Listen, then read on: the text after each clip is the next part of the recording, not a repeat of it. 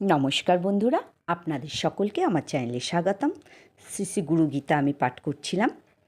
তো 17 নম্বর পর্যন্ত পাঠ করেছি।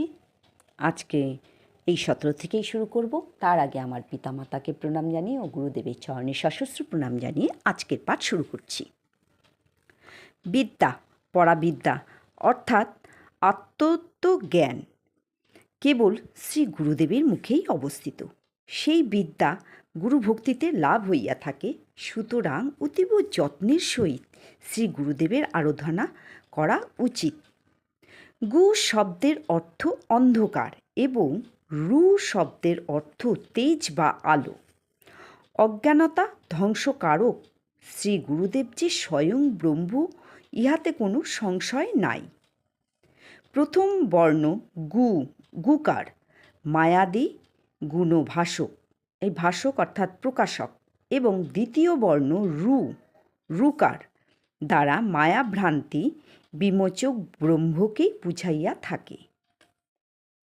গু শব্দের অর্থ অন্ধকার এবং রু শব্দ দ্বারা সেই অন্ধকারের নিরোধকত্ব বুঝায়। অজ্ঞান রূপ অর্থাৎ অন্ধকার নিরোধককেই গুরু বলিয়া থাকে। দেবগণেরও দুর্লভ এই গুরু পাদপদ্ম সর্বশ্রেষ্ঠ, কেননা হাহা হুহু প্রভৃতি গন্ধর্বগণ এই শ্রীপাদপদ্ম পূজা করিয়া থাকে।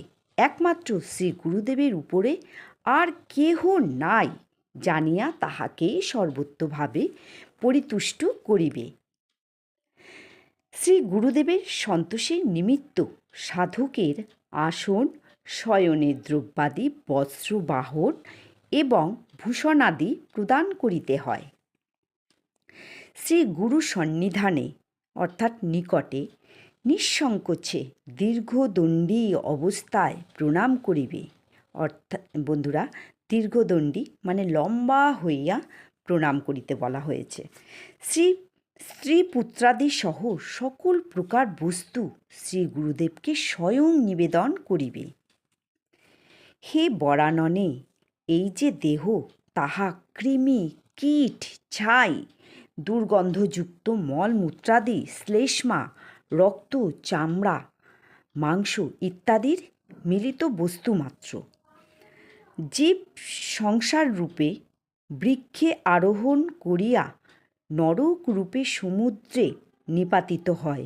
যিনি এই পৃথিবীকে উদ্ধার করেন, সেই গুরুদেবকে প্রণাম করি।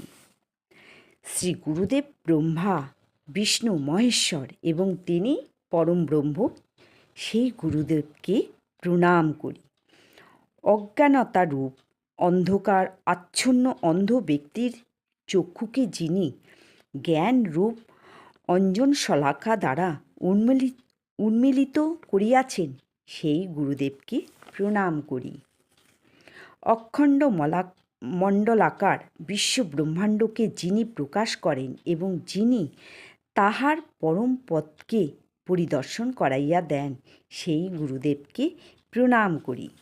স্থাবর জঙ্গলমাত্মক এই বিশ্ব চরাচরে সামান্যতম বস্তুর মধ্যেও যিনি পরিব্যাপ্ত এবং যিনি সেই পরম পদ দর্শন করাইয়া দেন, সেই গুরুদেবকে প্রণাম করি।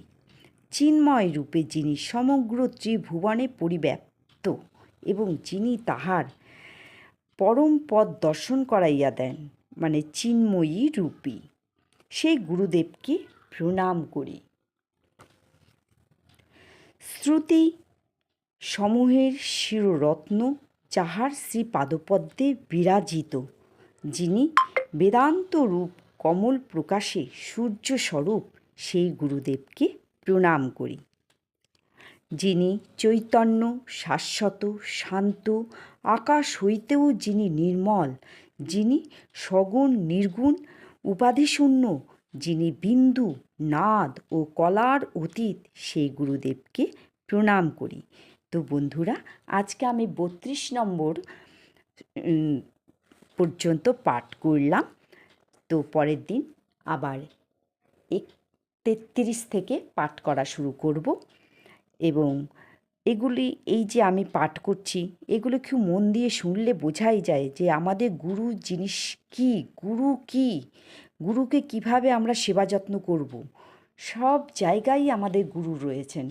তো আমরা চাই যে গুরুদেবের যেন আমরা মন প্রাণ দিয়ে নিঃস্বার্থভাবে তার শ্রীচরণ সেবা করতে পারি। আজকের মতো পাঠকে এখানে বিরাম দিলাম। পরের দিন আবার পরের থেকে পাঠ করব। নমস্কার।